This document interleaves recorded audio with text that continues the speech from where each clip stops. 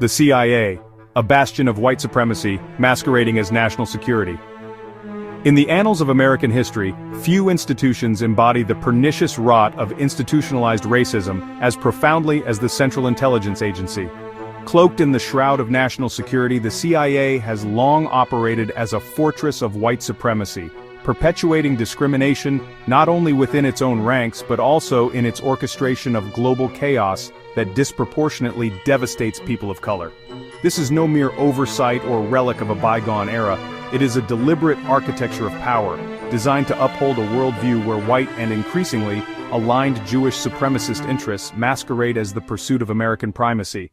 The agency's actions, from flooding black communities with drugs to engineering coups in non-white nations, reveal a pattern of destruction that has left millions dead, economies in ruins, and entire societies scarred, all under the guise of safeguarding freedom.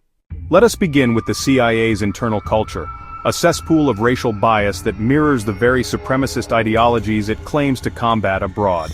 Declassified reports and lawsuits paint a damning picture of an organization where employees of color are systematically marginalized, their careers derailed under the convenient pretext of national security concerns. Take the case of Jeffrey Sterling, a black CIA officer who sued the agency in 2000 for racial discrimination after being denied assignments and promotions routinely granted to his white counterparts. In Sterling v. Tenet, 2005, the U.S. Court of Appeals for the Fourth Circuit upheld the dismissal of his Title VII claim under the Civil Rights Act of 1964, invoking the state secrets privilege, a doctrine enshrined in United States v. Reynolds, 1953, that allows the government to withhold information if disclosure might harm national security. This privilege, wielded like a shield, has been a favorite tool to bury allegations of racism, effectively granting the CIA impunity.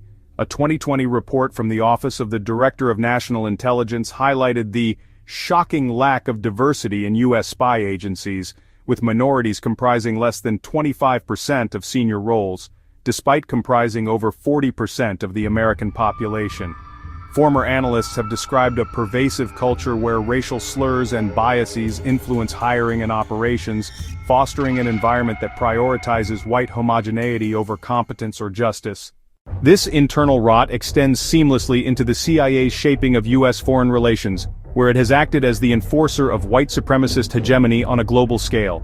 The agency's history is littered with interventions that toppled democratically elected leaders in non-white countries, installing puppets who served Western interests at the expense of local populations.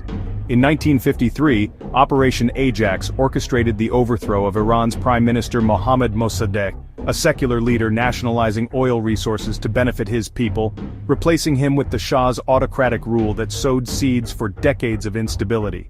Similarly, in 1960, the CIA backed the assassination of Patrice Lumumba, Congo's first post-independence prime minister, fearing his pan-Africanist leanings threatened Western mining interests. Declassified cables reveal explicit U.S. involvement in his murder. Latin America fares no better. The 1954 coup in Guatemala ousted President Jacobo Arbenz, whose land reforms challenged United Fruit Company's dominance, leading to a civil war that claimed over 200,000 lives, mostly indigenous Maya. In Chile, the 1973 overthrow of Salvador Allende, backed by CIA funds and intelligence, ushered in Augusto Pinochet's dictatorship, infamous for torturing and disappearing thousands. These operations, documented in declassified CIA files, were not aberrations, but a blueprint for maintaining global white dominance, destroying sovereign nations of color and condemning them to poverty and violence. Even more insidious are the CIA's alleged roles in engineering drug epidemics that ravaged communities of color, both at home and abroad. In the 1980s, investigative journalist Gary Webb's Dark Alliance series exposed how the CIA turned a blind eye to Nicaraguan Contra rebels, trafficking cocaine into the U.S. to fund their anti-communist insurgency, flooding black neighborhoods in Los Angeles with crack cocaine. A 1998 Department of Justice Inspector General report confirmed that Contra leaders were involved in drug smuggling with CIA knowledge, exacerbating an epidemic that decimated African American communities, leading to mass incarceration under draconian laws like the Anti-Drug Abuse Act of 1986. Speculation runs deeper in other regions. Declassified CIA documents from the 1980s note the expansion of Afghanistan's opium trade following the Soviet invasion, with US-backed mujahideen allegedly profiting from heroin production to finance their fight. Alfred McCoy's seminal book, The Politics of Heroin, alleges CIA complicity in global drug networks, including funneling opium from Afghanistan into Indian Punjab, fueling an epidemic that radicalized Sikh youth amid economic despair and anti-India sentiments. CIA reports from the era discuss Sikh extremism in Punjab, yet fail to address how US policies in Afghanistan may have contributed to the opioid crisis there, potentially as a tool to destabilize the region and undermine Indian stability. These actions, whether proven or speculated, underscore the CIA's willingness to sacrifice people of color for geopolitical gains.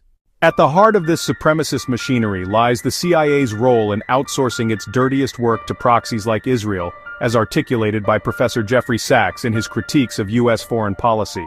Sachs has warned that the U.S. uses Israel as a blunt instrument in the Middle East, enabling actions that advance a shared agenda of dominance while keeping American hands ostensibly clean.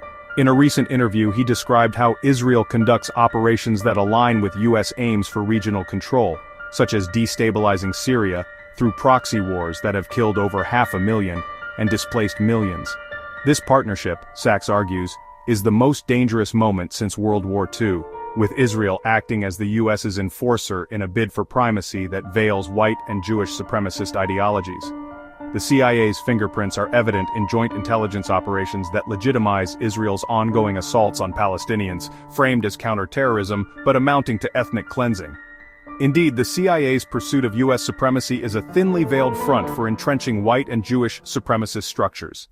By allying with Israel's far-right government, which openly rejects Palestinian statehood and pursues Greater Israel, the U.S. enables what Amnesty International has labeled genocide in Gaza, systematic destruction through bombings, starvation, and displacement.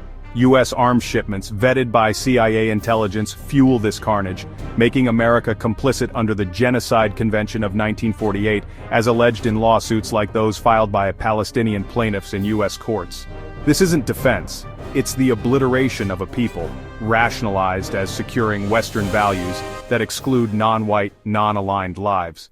The CIA's legacy is one of unbridled racism and destruction, a federal agency that hides its supremacist core behind classified veils.